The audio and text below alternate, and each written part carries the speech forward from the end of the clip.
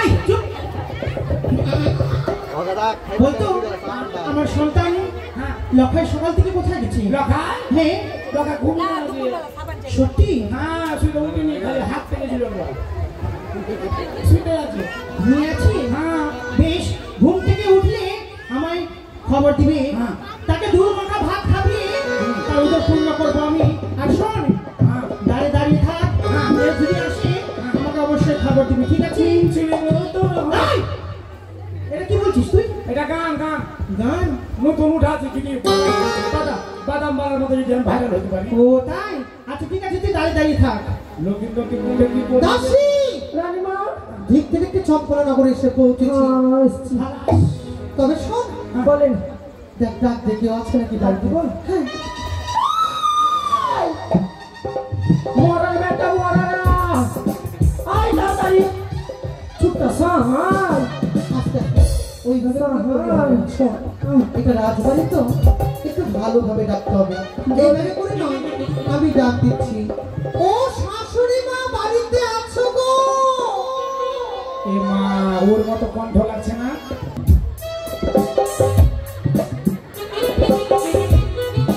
রানীমা মুখটা লাগছে তুমি, কিন্তু শরীরটা মনে হচ্ছে আমার মনে জগৎ ভাইটাই আছে। এই শোনো,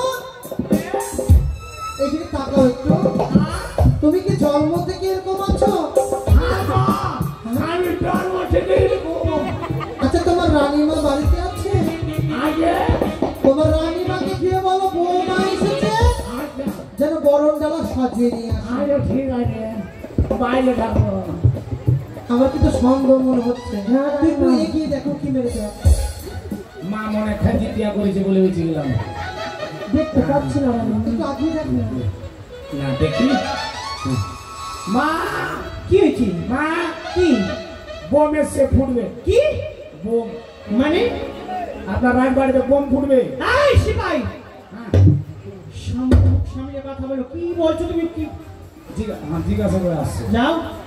বোমে কি করলো কথা? ও শাশুড়ি মা, আমার শব্দকে শুনতে পাচ্ছ না? রানীমা এর মুখে একটু ওইদিকে রাখা ছিল, ওই দিকে হয়ে গেল। আমার মনে হচ্ছে দেখ ছলনা করছে। এই তোমার কি আর ভাইটাই আছে? আমরা জানুয়া ভাই। জানুয়া ভাই বলছে। ওই ওটা বলে না জমজ ভাই হতে পারে। চুলকাচ্ছে, দেখো কি হয়েছে। এই কি হয়েছে? চুপ করছো কেন? ওষুধ নিতে পারো না? এই তোমার রানীমাকে গিয়ে বলো বৌমা এসেছে, ভালো করে দেখো। কি হয়েছে? কি বোমা এসে বরণডালা নিয়ে চলো। বৌদি, আজ থেকে বৌদি কথাটা ভুলে গিয়ে ছেড়ে রেখেছ ছোট্টা সাহার দিব ফের বাপরে চিনে না ফের আমাকে কাকে দিবি কে? কেন তোর রানীমাকে তোকে তুই কে তেল আমি এই বাড়ি রাজধানী রাত রাত বাংলাদেশ কেন মাগি এদিকে আয়, এই মাগি এদিকে আয়। কে তুই? রাশি এই বাড়ি তোদের ঢং দিস না এই ছুরাটাকে। ছুরা। সর্বনাশ করে এসছে মাগি, সর্বনাশ সর্বনাশ সর্বনাশ বাপরে।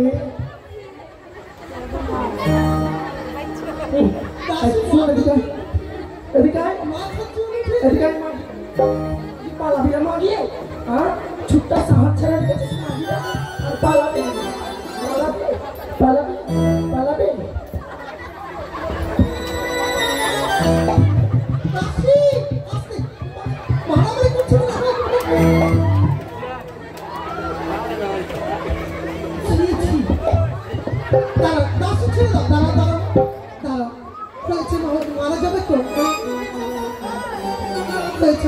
তোমাদেরকে এই জন্য আমি রাজবাড়িতে রেখেছি, তোমরা দুজন আর একজনের সঙ্গে পারলে না।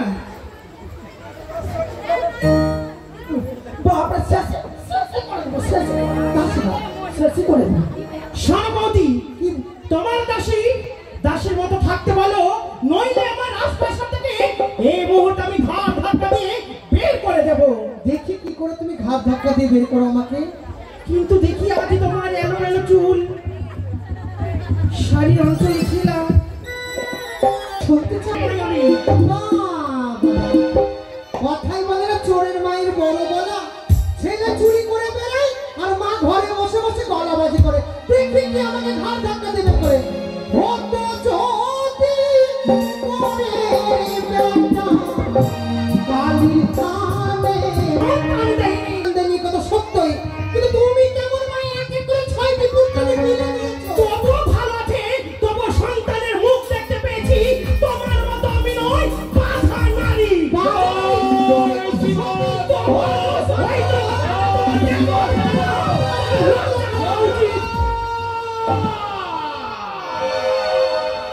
তুমি কি করছো সোনাবা? তুমি কি করছো? কার সঙ্গে তুমি বিবাহগত হয়েছ?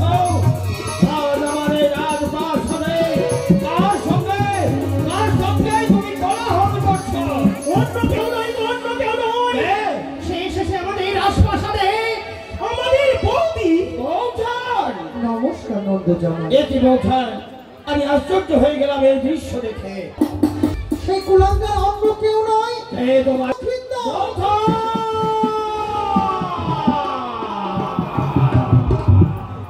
এত বড় সাহস তোমার, আমার সম্মুখে দাঁড়িয়ে আমার সুপুত্র আমার বাবা লক্ষিন্দরের উপর তুমি অভিযোগ নিয়ে এসেছ।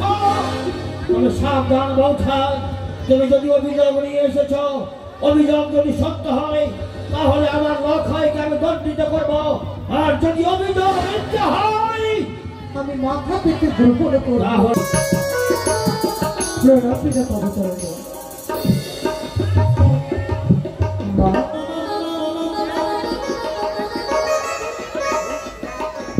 পিতা বাবা আমি বলবো ঠিক বলেছিস লখাই, ঠিক বলেছিস। উত্তরাধিকার সূত্রে আমার অবর্তমানে আমার সিংহাসনে বসবি একমাত্র তুই। হ্যাঁ, পিতা। কিন্তু কিন্তু পিতা চাও খেলা যাওয়া আমার যে বড্ড ইচ্ছে করছে পিতা, যদি এই রাজপ্রাসাদে সেই কুলাঙ্গার থেকে থাকে তুমি একেবারে তার নাম আমার সামনে প্রকাশ করো, আমি কথা দিচ্ছি পিতা, আমি নিজে টানতে টানতে শুয়ে দেব তোমার পদতলে। পুত্র, এই চম্পকনগরের রাজপুত্র দুর্লভ লক্ষিন্দর।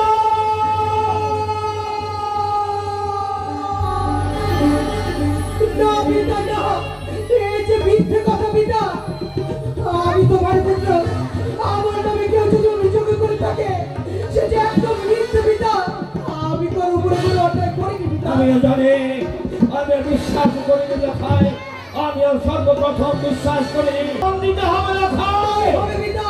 তাহলে লখাই তোর সর্বমুখে দণ্ডায়মান জননী জন্মভূমিষ্ঠ সরকার বিকরিয়সী মাতা, যে মাতা 10 মাস 10 দিন উদর ধারণ করে তোকে পৃথিবীর আলো বাতাস দেখিয়েছে।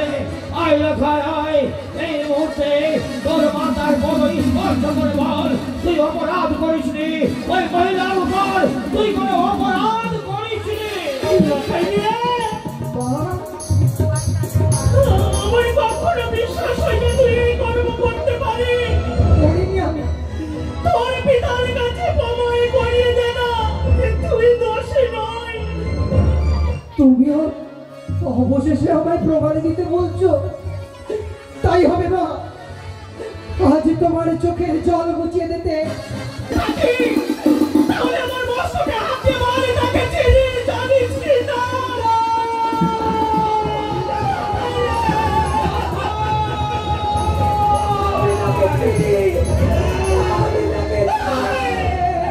আয় কুলাঙ্গার তুই।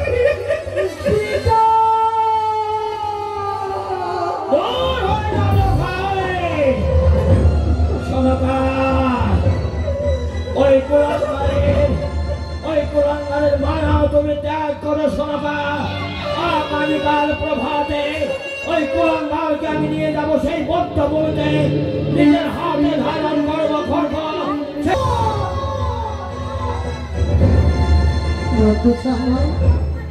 বৌঠান, একবার চেয়ে দেখো, যে অপরাধ করেছে তার একমাত্র শাস্তি মৃত্যুদণ্ড।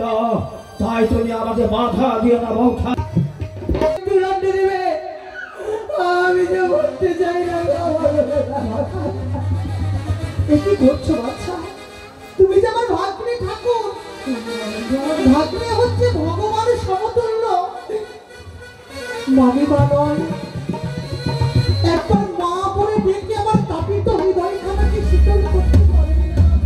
কেন বাবা? অবশ্যই আজ মা বলে ডাকবো তোমায়।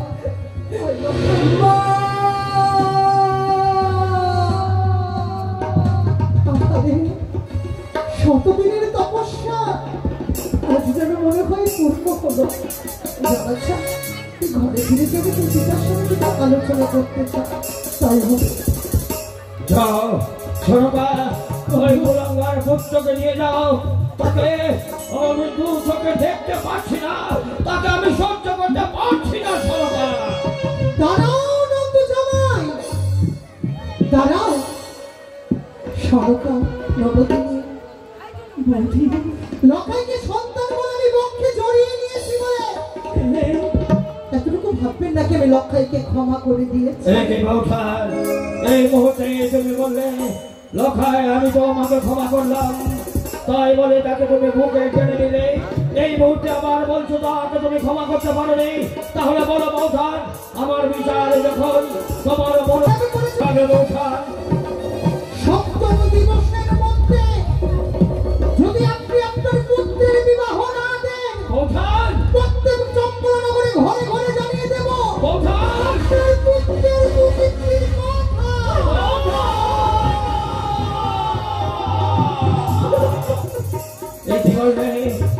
কি বললে বৌঠান? তুমি কি বললে?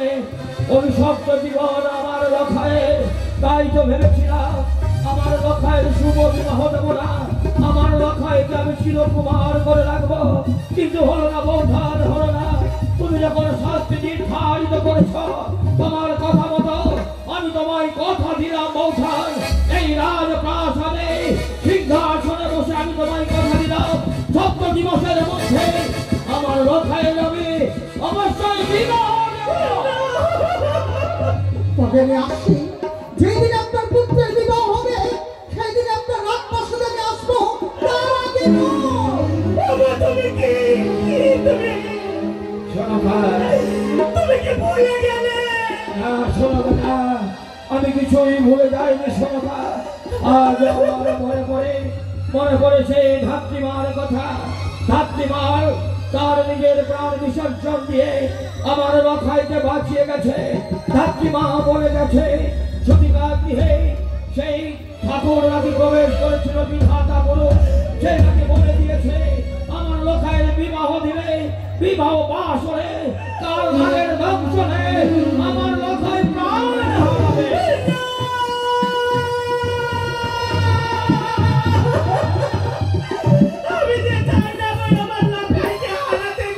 কিন্তু শোনবা, তুমি আমায় বলো, তুমি আমায় বলে দাও কি করবো আমি, বলো। বৌঠান বলে গেছে 7 দিবসের মধ্যে তার বিবাহ দিতেই হবে, আর যদি বিবাহ না দিই তাহলে আমার বাক্য যে ব্যর্থ হয়ে যাবে। আমি যে বৌঠানের সঙ্গে সত্যি আবদ্ধ, আমি যে বৌঠানকে কথা দিয়েছি। শোনবা, আমিও তোমার উঁচু মাথা নিচু করতে দেব না গো, আমিও তোমার অর্ধাঙ্গিনী। যখনই তুমি বৌঠানের সঙ্গে প্রতিজ্ঞা করেছো আমার সন্তানের বিবাহ দেবে, আমি বিবাহ দেব, কিন্তু আমি যে সেই কন্যার সঙ্গে বিয়ে দেব না। তাহলে কার সঙ্গে বিবাহ দেবে? আমার লখাইকে দেব আমি সতী কন্যার সঙ্গে বিবাহ। তাই হবে শোনবা, আমি সতী পাত্রী অনুসন্ধান করব, পূর্ব পশ্চিম উত্তর দক্ষিণ দিক তন্ন তন্ন করে খুঁজে সতী কন্যার সঙ্গে আমার লখাইয়ের বিবাহ দেব। আমি তোমায় কথা দিলাম। শোনবা, তাই হবে গো, তাই হবে। আর বিলম্ব নয়, এই মন্ত্রী মশাইকে ঘটক মশাইকে নিয়ে তুমি বেরোও পাত্রী অন্বেষণে। আর আমি দায় হরগৌরীর মন্দিরে ঈশ্বরের কাছে কামনা করবো যেন আমার সন্তানের জন্য সুপাত্রী যেন তুমি পাও গো, তুমি সুপাত্রী যেন পাও। এসো শোনবা, এসো। এই মুহূর্তে আমি বাপকে মিশনে রওনা হব। জয়